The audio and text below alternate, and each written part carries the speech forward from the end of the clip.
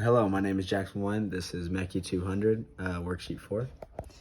Right here, I have my kitchen timer set up with my passive buzzer, my button, and my the RGB light. Right here, you can see the light is green, so the timer is ready. After I press this button, it'll switch to a yellow state for the first 5 seconds. As the timer started, the light is yellow. After the 5 seconds, it'll go to red for another 5 seconds, saying that 5 seconds left, the light is red.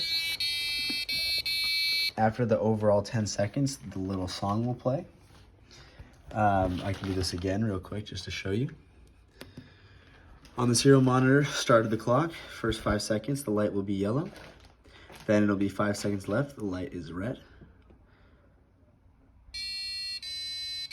And then you can hear the alarm with the frequencies at each beat.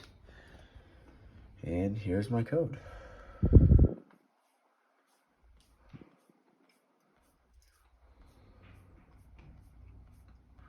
Cool.